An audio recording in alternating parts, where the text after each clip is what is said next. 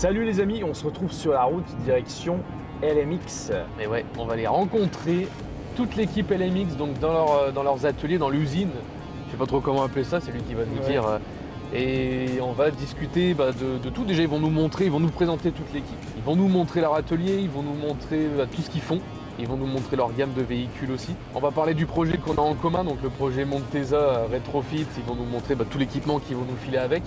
Donc on a hâte de voir tout ça. Ouais. Et on remercie aussi Cédric Colao, cofondateur de Bikeul, pour ceux qui ne connaissent pas, les vélos électriques Made in Annecy. On avait fait une vidéo d'ailleurs sur ça. Ouais, on avait fait une vidéo, vous pouvez aller la voir sur notre chaîne YouTube. On s'est bien marré avec eux. On remercie Cédric de nous avoir mis en relation avec LMX, avec Adam de LMX. Et je remercie d'ailleurs tout de suite Adam qui nous a dit oui tout de suite au projet, qui était hyper confiant. Donc c'est pas facile de trouver des partenaires pour ces genres de projets-là. Et encore moins local, puisque là en fait on a une demi-heure de chez nous. Donc ça c'est génial. On est donc direction Jonage. On va sur Jonage et on va aller rencontrer toute l'équipe.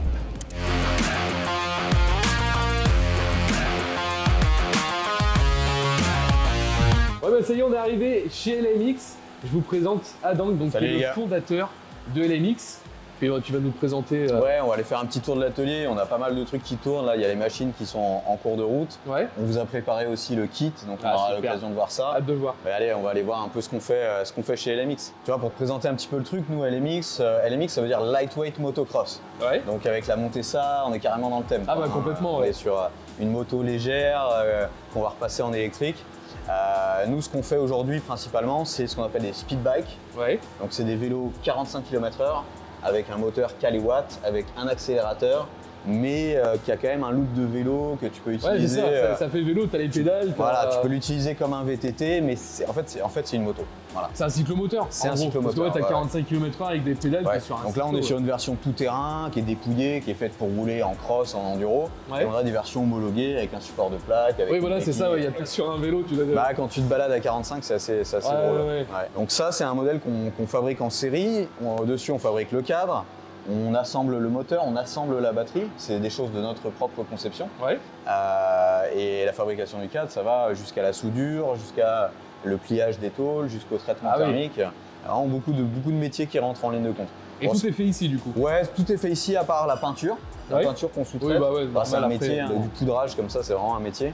Et par contre, l'assemblage est fait ici, la soudure du cadre est fait ici, l'assemblage de la batterie est fait ici. Ouais, le plus gros du travail est fait ici. Vraiment le plus gros de la valeur ajoutée. Ça c'est bien, c'est chouette. Ouais. Bon, c'est extrêmement rare, donc il faut vraiment le souligner aussi. On va aller faire un tour. Donc en fait, ces bikes, la spécificité, c'est d'avoir cette double transmission avec d'un côté la chaîne de pédalage et de l'autre côté, tu as une transmission qui est spéciale moto.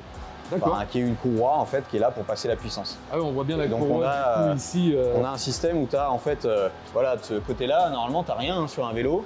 Et là on a une courroie, on a une deuxième roue libre malgré le frein à disque. Donc c'est un système assez complexe quand même. Ah ouais. Voilà. Mais ça permet de passer des watts avec de la fiabilité. D'accord. C'est ça qui fait la différence. Oui, parce que la chaîne est trop fine pour pouvoir balancer autant une chaîne de vélo, tu passes pas les watts. D'accord, ok. Et ça, c'est des bikes qui roulent notamment sur des compètes côté moto. En fait, il y a des trucs qui s'appellent des e-bike cross, où tu mets des bikes comme ça sur une piste de cross et tu vas aller rouler avec ça. Ah, excellent. Bon, forcément, tu vas pas taper toutes les tables avec, mais oui. C'est quand même rigolo et tu as quand même de la bagarre entre les pilotes. C'est drôle. Mais en fait, du coup, c'est vraiment orienté côté moto. Ok. Voilà. Malgré que ça reste. Oui, c'est un look de vélo, mais ça reste une moto. C'est un look de vélo carrément, mais ça reste une moto. Après, là, en fait, on a une petite usine de fabrication ici, avec des matériels qui nous permettent de fabriquer les cadres. Donc là, tu as par exemple une plieuse. La plieuse, plieuse à commande numérique, et qui est surtout une plieuse avec pas mal d'axes, ce qui nous permet de faire des pièces assez chiadées. Je vais te montrer. Par exemple, on fait un tube sur le vélo, où c'est un cône dans deux directions. C'est un cône comme ça et c'est un cône comme ça. Ah oui. Et on vient le finir par un seul cordon de soudure. Donc tu pars d'une tôle et tu fais un tube. En fait. Ah oui, excellent. Donc ça permet d'avoir des angles très serrés. Et ça, c'est du savoir-faire et c'est des trucs qui nous permettent de ne pas avoir trop d'outillage. Tu vois, parce que si tu as un tube un peu chiadé sur un vélo, tu payes des outillages très chers pour te faire ce tube-là. Là, on le fait sur la plieuse. D'accord. Voilà. Okay. La grosse Bertha ici, c'est le four. Oh, allez. Donc là, ça, c'est 120 kW de puissance. D'accord. À peu près 150 chevaux, tu vois, voilà, pour le faire tourner. Et c'est de la puissance électrique pour monter à 520 degrés, pour faire ce qu'on appelle le traitement thermique sur les cadres.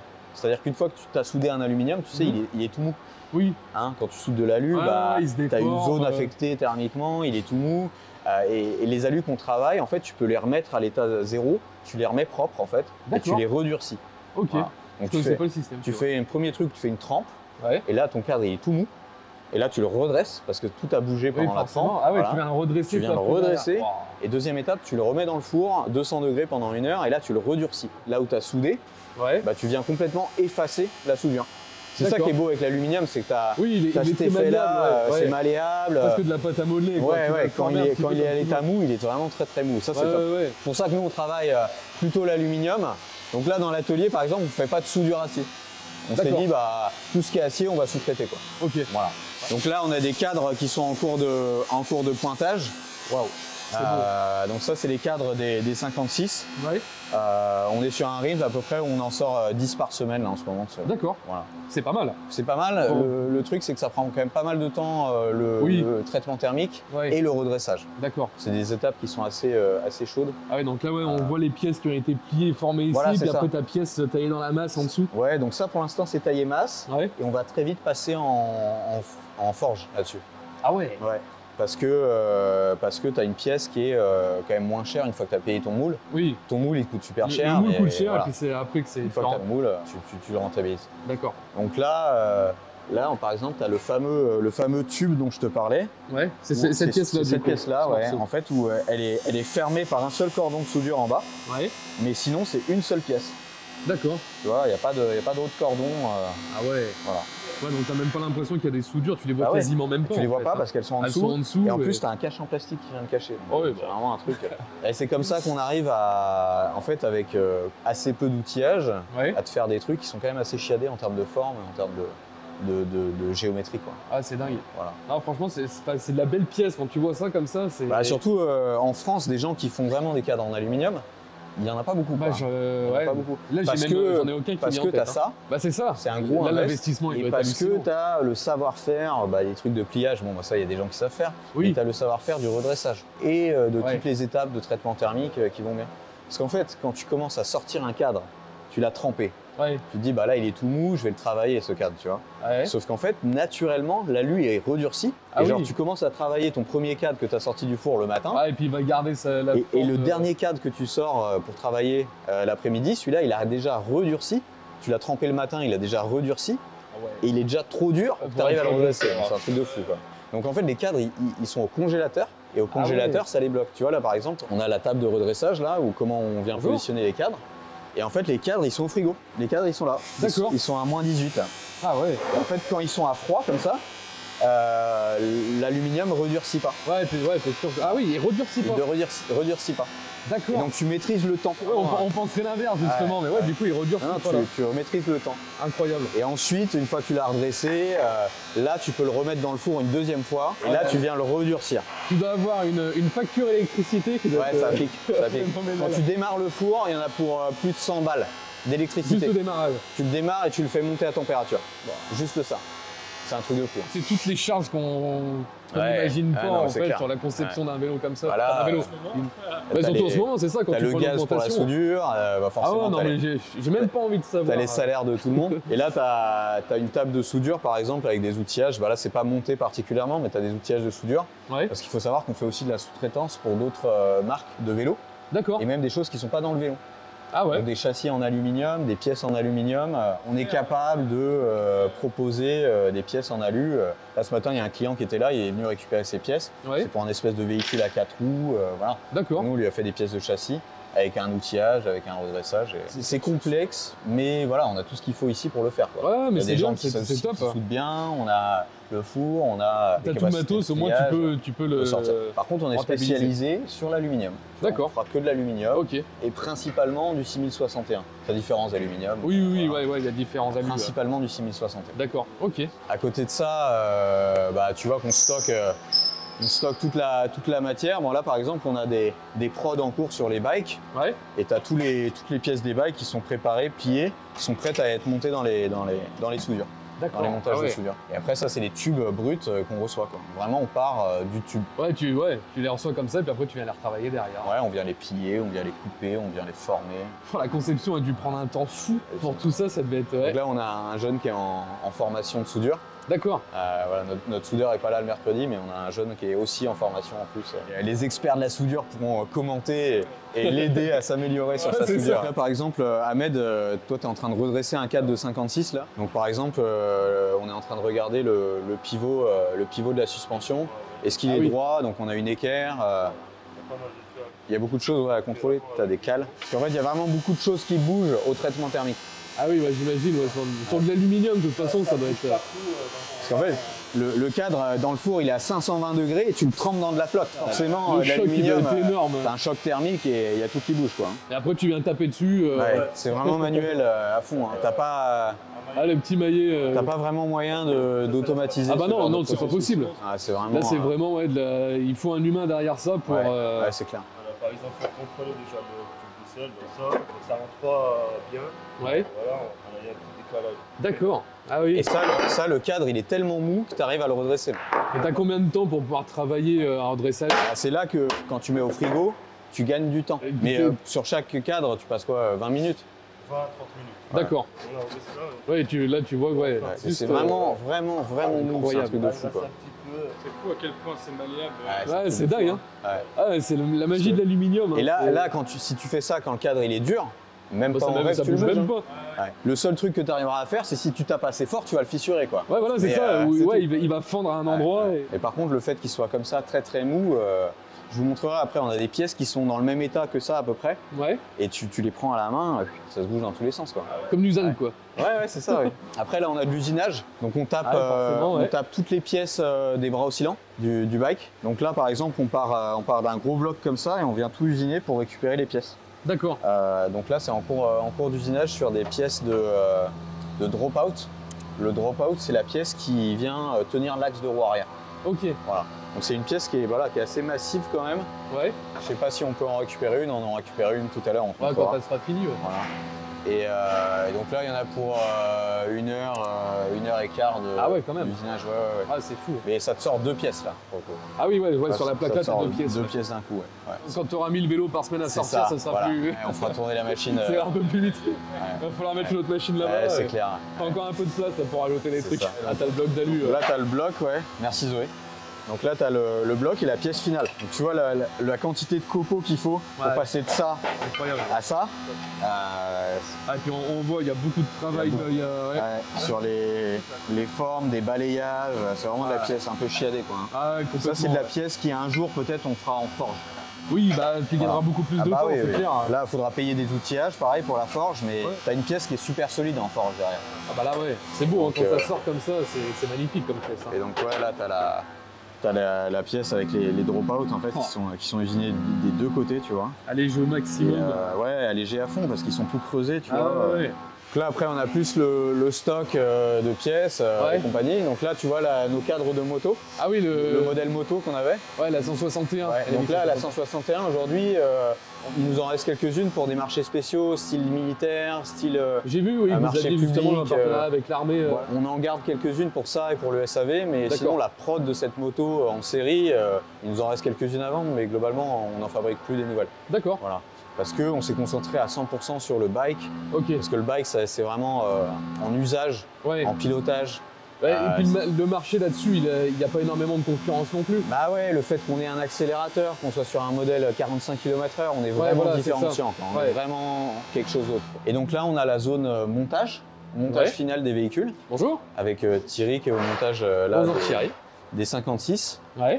Donc les cadres qui sont prêts là en haut, on a les différents cadres qui sont en préparation. J'aime bien les couleurs. On a travaillé avec une agence de design là, qui avait bossé pour des boîtes dans le motorsport aussi. D'accord, donc ils connaissent le milieu. Ils connaissaient les codes, c'était pas mal. Ils avaient bossé pour des jet skis, pour des Zodiac, tu vois, le monde un peu de la performance, des boîtes comme Polaris aussi, tu vois. Ouais, donc ils avaient déjà, ils connaissaient déjà bien le truc. Et on a réussi à bien s'entendre sur bah voilà, on trouve des couleurs assez punchy, assez modernes, des graphismes aussi qui claquent un peu. Et du coup là on a vraiment la zone de montage, là tu as avec toutes les pièces, les bras oscillants, les supports de plaques. Ouais, c'est chouette. Vraiment on a essayé d'avoir une organisation, tu vois, on a les références pour toutes les pièces, les visseries, les machins, les nomenclatures. C'est un bordel, hein, mais... ouais, mais il faut être carré. Bah ouais, parce que en fait, chacun des bikes qui sort là, il a une config différente de l'autre.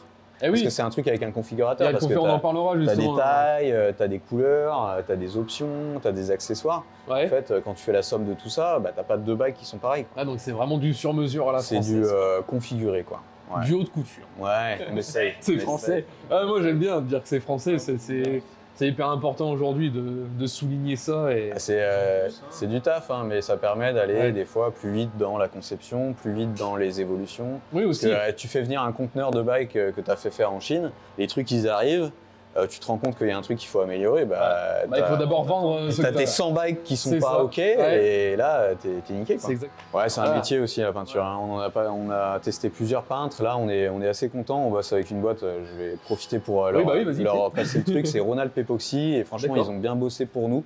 C'est-à-dire qu'en fait, ils ont amélioré leur process par rapport à nos demandes, et du coup on est super content de la collaboration. Donc merci à vous. Ils sont basés où ? Ils sont à Chassieux. Ce four est incroyable. À partir du moment où tu as une échelle avec un garde-corps en haut, c'est que c'est déjà c'est incroyable. Et il rentre vraiment ric-rac. Ah ouais, quand on l'a installé, on tu t'es dit ça va pas y aller.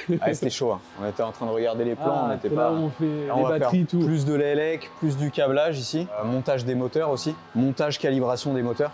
Donc là, on a un bloc moteur qui est le bloc moteur du LMX 56, sur lequel tu as ce capteur, le boîtier de pédalier intégré, le pignon.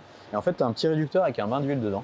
D'accord. Donc tu as le moteur et tu as une petite pignonnerie. C'est pas une boîte de vitesse, mais tu as deux pignons. Quoi. Ok. Et ça, c'est de la conception 100% Conception 100% LMX, assemblage 100% ici. Par contre, les pièces, on les fait sous-traiter. Voilà, après, on fait tout ce qui est électronique, machin. Donc là, on est en train de faire des tests sur des contrôleurs. On est en train d'évaluer d'autres types de contrôleurs qui sont des trucs open source. Là, on est en train de regarder la perf. Et là, en fait, tu vois ce truc-là, aujourd'hui, on ne peut pas utiliser ça sur nos véhicules parce que ça, c'est la mesure de courant.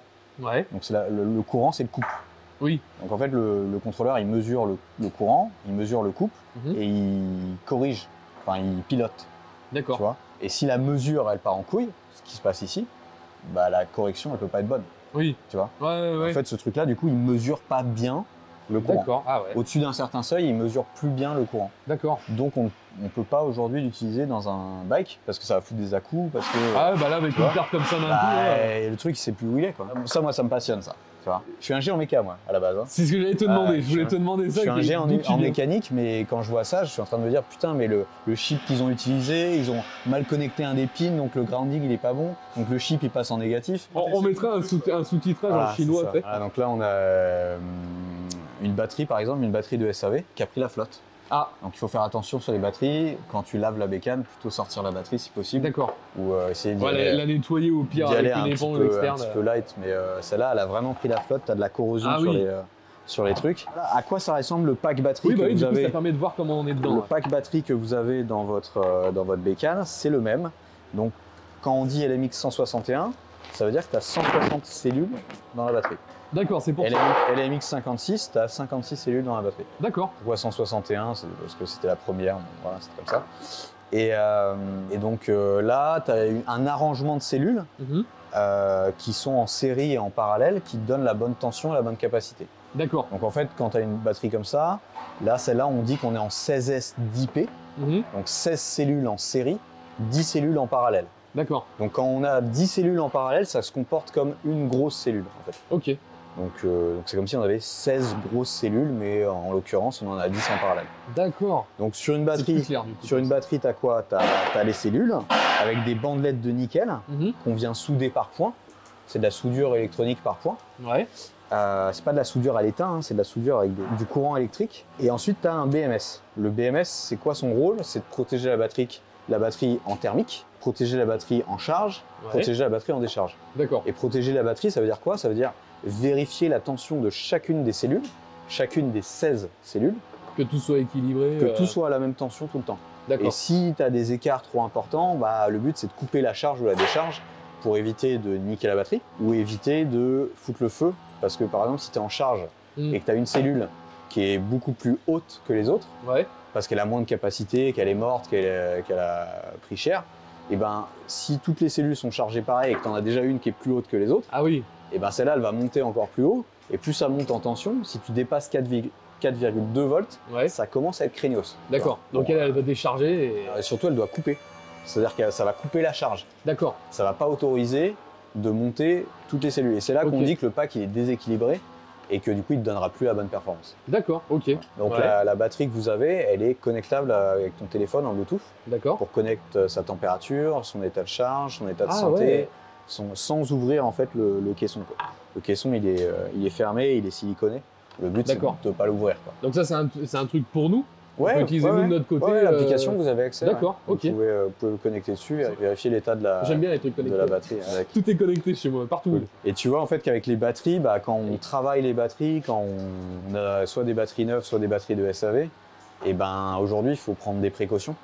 Ouais. En termes de, on n'a jamais eu de problème, mais on prend pas Ouais, mal de vaut précautions. mieux, C'est-à-dire qu'en fait, quand tu travailles sur des batteries un peu merdiques de SAV ou même en prod, hein, tu peux avoir des trucs qui se passent parce Ouais. que C'est pas ce que on en processe des grosses quantités de batteries du coup. Hein. On en soude, Ouais, ça reste on en de décharge. l'électricité.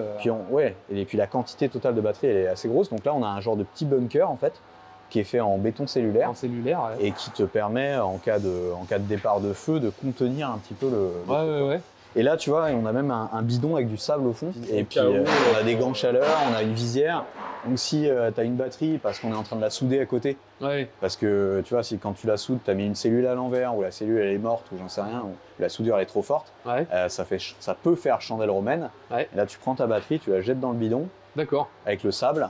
Et le sable, en fait, le sable va fondre avec la chaleur. Ah Et oui. il va absorber la chaleur. Ah, ça C'est- laisse tellement que t'arrives à... C'est jamais arrivé, mais on a pris les précautions. Tu vois. Ouais. Donc là, bon, tu as toutes les pièces qui rentrent en compte sur une fabrication de batterie. Ça, c'est incroyable. Et La ça, quantité de c'est pièces des- qu'il faut pour Ouais, faire là, ouais. c'est... Et ça, c'est les holders. Les holders, c'est des pièces qui viennent positionner chacune des cellules. Ouais, des sortes de matrices. Voilà, c'est ça. Tu positionnes les cellules dedans et tu positionnes tes bandelettes de nickel dedans. Ouais. Et ensuite, tu viens Et faire après, une soudure par point sur D'accord. chacune des cellules. Là, j'ai vu, c'est une machine qui Et fait ouais, ça. c'est une hein, machine qui fait ça et qui est automatisée d'ailleurs. Tu Ouais, vois, c'est celle qui est là-bas. la Ouais, machine, c'est elle est juste automatisé. derrière. Ouais. Alors Je ça, savais même pas c'est que une ça- machine qui avait été bricolée à l'époque par mon associé quand on Ouais. avait lancé la boutique. Ah oui, donc Et, ouais, ça n'existe pas en fait. Ça Normalement, n'existe une pas. machine comme ça. Non, ça n'existe pas.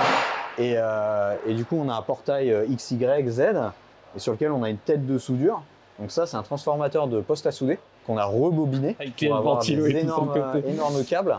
Et ce qui nous permet d'avoir énormément de courant. Mais là, tu dois avoir 2 volts. Ouais. Mais par contre, tu as 1000 ampères. Quoi, Oh. tu vois. Ouais, Et t'as pas de tarif foutre le c'est doigt. ça qui te permet de faire les petites soudures avec les électrodes qui sont là. Donc là, on va remontrer les fameuses cellules qu'on utilise. Donc là, pareil, elles sont stockées dans un truc, tu as un sac de vermiculite qui est posé par-dessus. Ah oui. Tu vois, on prend des précautions. tu Ouais, vois. ouais. C'est quand même pas complètement neutre. Donc là, c'est les 30 Q qui doivent nous rester. Non, ça, c'est les 35 E. Donc ça, c'est quand on fait des batteries avec un peu plus de capacité. D'accord. Celles-là, elles sont 3,5 ampères-heure par batterie. Alors que celles qu'on a montées dans votre batterie, c'est des 2,8. D'accord. Voilà, donc celles-là, elles sont plus faites pour avoir de l'autonomie plutôt que d'avoir de la patate. Ok. Voilà. Et donc, tu vois, chacune des cellules, elles ont été testées, donc elles ont un numéro dessus, Ah oui. d'échantillons. Nous, on les a testées ici. Ouais. Et toutes les cellules, on a la valeur de la tension de la cellule quand elle sort de la boîte et la valeur de sa résistance interne. Après, là, on a un petit banc d'essai moteur. Ah oui. Donc, tu Confection vois, maison aussi, confection maison carrément. obligé. Ouais. Donc, on a une carte d'acquisition, on a un logiciel sur un PC, on a des régulateurs, des bidules, on a des petits potards de gérer la puissance des deux moteurs. Et en fait, tu as un moteur qu'on teste. Donc là, c'est le moteur du 56. Ouais. Il représente le moteur du 56. Et derrière, on a un moteur de charge qui est en mode frein. Ah oui. C'est-à-dire, en fait, tu as un moteur que tu contrôles comme un moteur et le deuxième, tu le contrôles comme un frein. D'accord. Et donc, en fait, il y a un moteur qui force sur un deuxième moteur. Et ce moteur-là, il est monté sur un pivot. Et donc, du coup, on mesure la force sur une cellule de force qui est là. D'accord. Donc, en fait, tu vas appuyer sur la cellule de force et on va mesurer la force. On va mesurer aussi les tours minutes. Ouais. Ça nous donne la puissance. La puissance mécanique. Parce que tu vois, sur un élec, souvent, c'est facile de dire, mon truc, il fait 10 000 watts. Ouais, mais c'est 10 000 watts à l'entrée. Bah voilà, c'est ça, si Tu t'as vois. pas la résistance à la roue après derrière. Si t'as pas surtout le rendement de ton moteur, le rendement de ton contrôleur, le rendement de ta batterie, ton BMS, et t'as 10 000 watts à l'entrée, mais quand tu comptes tout, t'as peut-être plus que 8 000 à la roue, tu vois. Ouais, Voilà. ouais, Parce que forcément. tu as 80% de rendement au global. Le moteur, il va monter à 92 à peu près. L'inverteur, il sera peut-être à 95. Ouais. Donc tu additionnes tout ça. Ouais, forcément, t'as des pertes derrière. Tu as un petit peu de perte. Comme sur n'importe quel moteur, même thermique. Voilà, hein, c'est ça. la même chose. Mais le but, c'est d'optimiser. Oui. Le but, c'est Ah, mais c'est d'optimiser bien le de pouvoir rendement. tu vois. l'optimiser après comme ça. Et de sortir des courbes de puissance. Ouais. Là, on a nos bureaux. Oui, et ici, qui l'équipe, répond. ils sont en bas, ils sont au boulot. Ils sont pas Bonjour. pas tout le temps dans les bureaux. Des beaux bureaux. C'est l'équipe de l'ombre. L'équipe de Londres. Les concepteurs. Tu vois, là, on a gagné l'X Cup, on avait gagné des trucs en RFX Indoor aussi. L'Indoor de Lyon. Ah oui, à Lyon. Ah, vous l'aviez gagné en à Lyon. électrique, on avait fait des, D'accord. on avait fait des super bons Ouais, résultats. j'avais vu tourner, j'avais Ça regardé. avait bien roulé, ouais. Puis après, tu as l'Evo, hein. Ça, c'est par exemple, c'est le premier moteur pour le LMX 56, le premier proto. Oh, tout taillé dans la masse. Tout taillé notre masse. moteur. Et tu sais que ceux-là, aujourd'hui, ils sont encore taillés masse. Ah ouais. Ça, c'est taillé masse. Hein. Mais non. C'est un peu la folie. Hein. Mais on est en train de passer sur les fonderies, on a reçu les premières fonderies, mais on en a fait quasiment 100 taillées masse. Oh. Ça, hein. Ah ouais. C'est un peu... Ah, ça va être des collectors, hein, les premiers qui sont Ouais, sortis, c'est clair, c'est clair. Ouais, ouais. Quand T'as ça aura les explosé versions- après. T'as les versions taillées masse, t'as le numéro de série avant le numéro 100, bah, t'es sur une version... Et du coup, ça fait combien de temps que ça existe, les mix officiellement? Enfin, Alors moi, j'avais commencé à bricoler les premiers protos, parce qu'en fait, moi, j'ai commencé parce que ça me faisait kiffer. Ouais. De rouler avec un truc entre le vélo et la moto, et LMX, c'est ça, quoi. Ouais, t'étais pas parti à te dire, j'ai Qu'est-ce monté mon entreprise qui là-dedans. existe entre le vélo et la moto et comment moi je me bricole mon châssis, mon truc. Enfin, j'avais commencé à bricoler les premiers châssis. À la base, j'avais parti d'un VTT, tu vois, je monte un moteur dessus, j'éclate les châssis. Ouais, Tu vois, ouais. après, je commence à me faire mes propres châssis en chromoly, tu vois, et avec des soudures et tout. Et puis là, en fait, dès le début, je fais des vidéos sur YouTube. Tu vois. J'aime beaucoup ça. On fait des vidéos aussi côté LMX. Je fais des vlogs aussi. Et je fais des vidéos sur mes produits, les trucs que je bricole. Et t'as des mecs qui disent putain, trop bien ton cadre. J'en veux un, quoi. Ah oui. Sur YouTube. Ah, ça a commencé Ça a comme ça. commencé un déjà. peu comme ça. Tu vois. Et du coup, à l'époque, de toute façon, pour acheter les bons matériaux, c'est ce dont on parlait tout à l'heure, pour atteindre certains fournisseurs ou certaines choses, il faut acheter un peu de quantité. Ouais. Et donc, on a commencé comme ça avec mon associé à l'époque en se disant, bah putain, faut qu'on achète 50 mètres de tubes, faut les acheter aux Pays-Bas parce que c'est du chromo, parce qu'il nous faut le tube qui va bien, tu vois, pour faire un châssis vraiment qui tienne la route et qui soit léger. Et ben, en fait, on fait 15 cadres, quoi.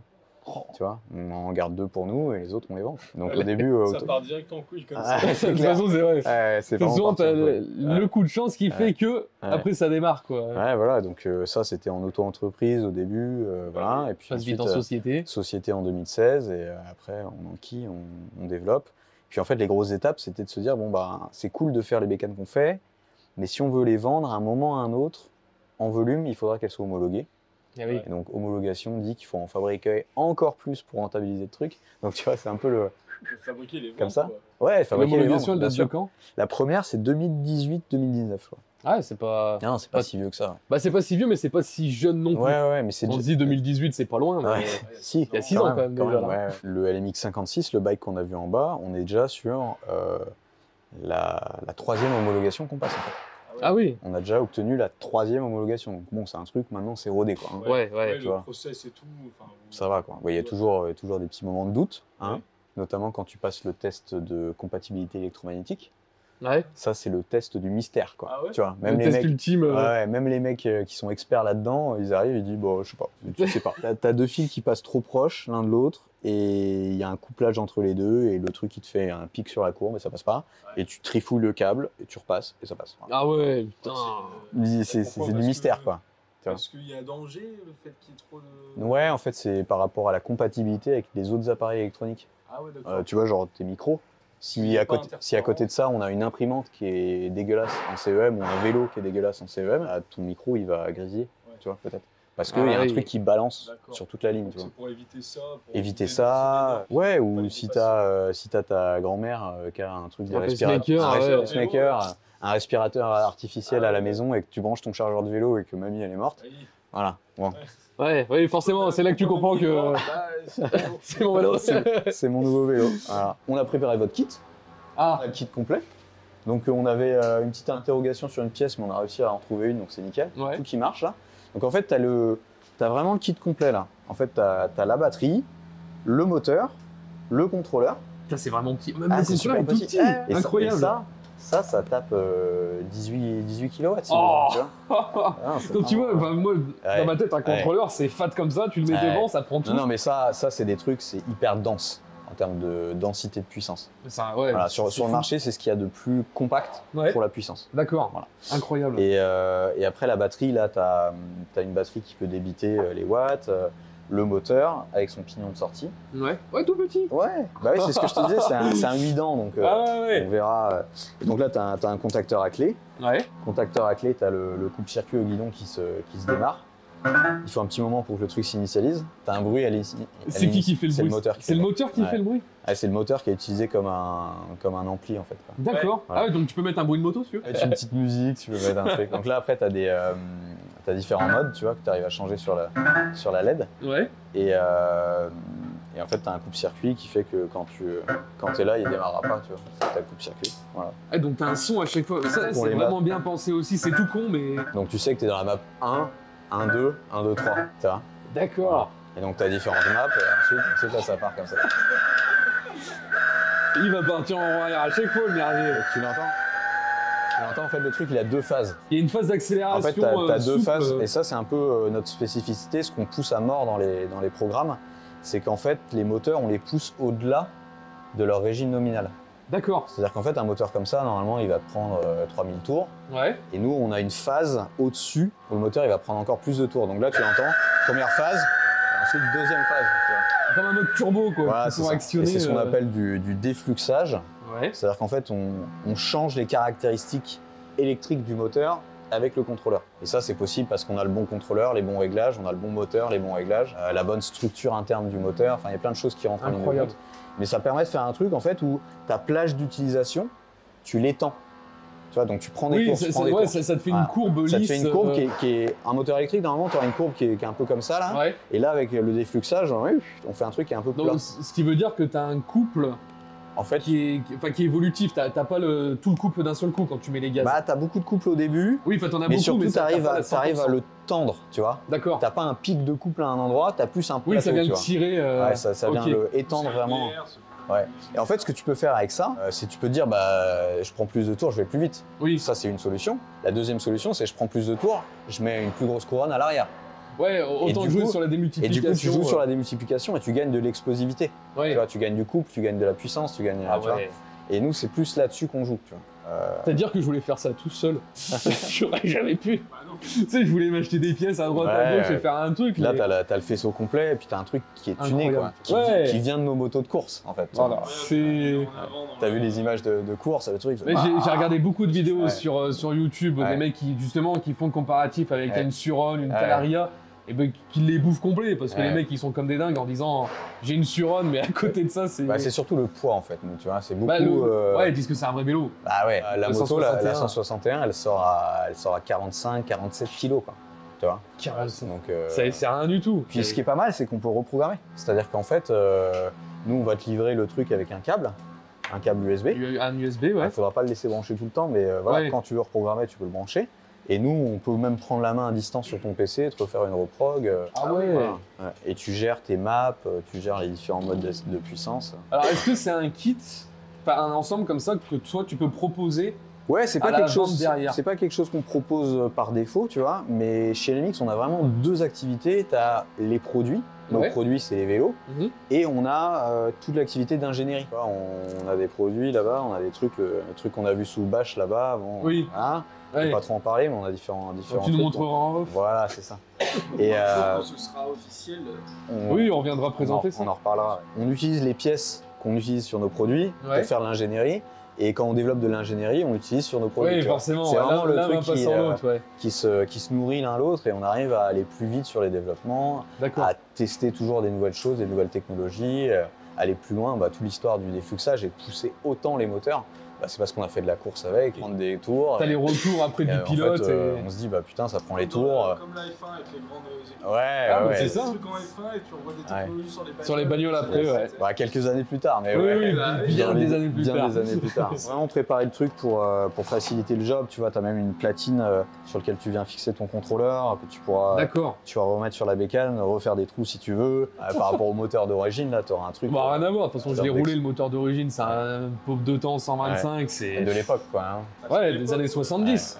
Il a tourné quoi 5 minutes le truc. Pas trop dessus parce qu'on va se faire tailler. Ah non, mais je crache pas, oui, c'est vrai que les premiers trialistes qui roulent en Montesa, qui ont vu les vidéos, Insulter déjà. c'est pas normal de faire ça. Bah, la trial, on a déjà fait. Hein. On a des gars à côté de Montpellier qui nous avaient acheté ça. Ouais. Et ils avaient monté ça sur des trials un petit peu plus modernes que la vôtre. Oui, j'imagine. Mais ils s'étaient fait plaisir avec un truc, voilà. Eux, c'était plus pour de la balade trialisante. Ouais. De l'enduro derrière chez soi, tu vois. Oui. Des trucs un peu light, mais. Là, ça va. Mais à l'époque, c'était un plus petit moteur, tu vois. Là, vous avez un moteur encore plus perf, quoi. Donc, Ah, ouais, c'est ça qui est bon, c'est de montrer justement la puissance de l'électrique. Et... Là, tu as 10 kg de batterie, tu as 7 kg de moteur. Ouais. Tu as peut-être 1 kg de bordel et ouais, tu es à 18 kg au total, quoi. Oh, on est 3 kg plus léger que le moteur d'origine. Sans huile. Et sans plein. Si, avec de l'huile. Ouais. Si, il y avait de l'huile dans le réservoir, mais dans le bas moteur, mais quand j'ai enlevé le moteur, je l'ai pesé directement. Dans la vidéo, j'ai montré. Et on est sur 22 kg et des poussières. Là, tu as déjà allégé ta bécane. C'est déjà allégé là. Oui, puis j'ai enlevé plein de merde aussi. C'est moi après qu'il faut. Alléger. Faut que je m'allège un petit peu, faut que je perde un peu. Ça reste quand même assez compact. Oui, c'est compact. Tu vois, avec cette forme de losange aussi qui va rentrer dans le cadre, bon, bah, tu vois, ton cylindre, il était déjà incliné un peu vers l'avant, j'imagine. Un petit peu. Oui, le cadre, il a cette forme-là, donc lui, il va falloir que je le mette, après, que ce soit beau. Tu pourras le mettre au-dessus, tu peux le mettre devant. Ouais, mais je vais chercher plein de solutions différentes, de toute façon, ça va être Sachant que ce genre de batterie, potentiellement, tu pourrais en mettre deux. Ouais. C'est-à-dire que tu pourrais en mettre en parallèle, et là, en termes d'autonomie, là, pour le coup. Ouais, là, c'est énorme. Là, tu peux t'as combien en autonomie environ sur une batterie comme ça, tu vas faire, je pense, avec la bécane qui est un peu plus lourde, tu vas faire 40 bornes, à peu près. Ouais, ça va. Bornes, suffisant. En tout terrain, en enduro. Si tu roules vraiment comme un énervé, je pense que tu peux la vider en 45 minutes. Ouais. Mais je pense que moi, je peux pas la vider en 45 minutes. Ouais. Ça dépend du pilote aussi. C'est un essoreur de poignée. Ouais, bah hâte de voir ça en tout cas. Hein. Ouais, bah moi aussi. Franchement, j'ai hâte de. Ouais, il va y avoir des heures de trifouillage de cerveau pour comment installer ci et ça. Voilà, on t'a bien tout repéré, on a mis des étiquettes de partout, tu vois. Ah non, mais c'est fou. C'est fou. C'est Thierry qui t'a préparé tout ça là. Ah, c'est génial. Pour que tu puisses vraiment démonter, remonter sans trop te poser de questions sur où est-ce que ça va, quoi. Ah ouais. Voilà. Ouais, du coup, on va aller tester celui-là. Ça, c'est un LMX 56 version tout-terrain. Ouais. Donc, full puissance, machin. Là, tu es sur à peu près la version d'origine. Tu as juste les pneus, la selle et l'écran, quoi, en gros. Et ça, c'est des trucs qu'on peut choisir sur le configurateur. Sur le configurateur, ouais. Donc là, on va aller l'essayer. Surtout voir cet aspect-là, pédale plus accélérateur. C'est un accélérateur sur un vélo. Là, ça part, quoi. Pas sur un vélo. Ah, c'est pas vraiment un vélo. Ah, c'est pas un vélo. Il faut vraiment s'enlever ça de la tête. C'est pas un vélo. Et du coup, on a changé notre slogan. Maintenant, c'est more than a bike. Tu vois, c'est plus qu'un vélo. Ah oui. Ouais. Ouais, c'est plus de puissance, c'est plus de vitesse. Oui. Ouais, bah allez, c'est parti. Ah, c'est parti pour l'essai.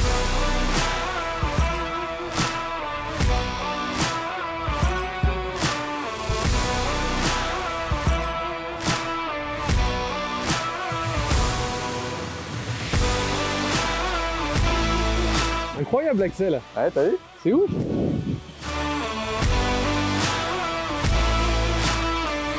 C'est très linéaire. Quand t'arrêtes de pédaler et quand t'es en roue libre, c'est la double roue libre du coup que t'entends. Ouais. Parce que t'entends vraiment les cliquets des deux côtés, quoi. D'accord. Tu veux essayer, Thibaut? Vas-y.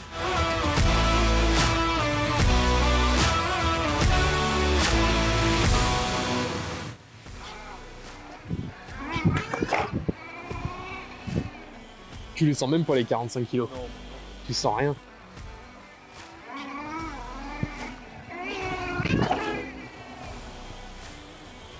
Ah, t'en fais vraiment ce que tu ferais avec une petite moto de trial en fait. Allez, tape-nous un petit truc rigolo.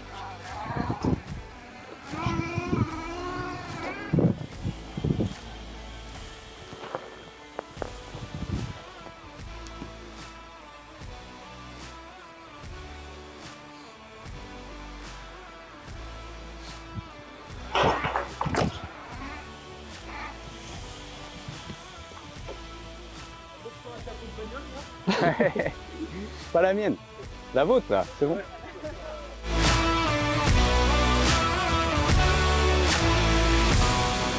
Et on a fait le tour de l'usine, testé les produits. Ouais, on a vu le kit que tu vas aller récupérer là juste après. Ouais. Et puis voilà, maintenant c'est à vous de jouer, j'ai envie de dire. Ouais, carrément. Mais en tout cas, félicitations pour tout ça, pour tout. C'est beau de voir des gens qui entreprennent comme ça en Bah, France on se et bouge qui le créent cul, des tu vois, produits comme ça. on a envie d'y aller.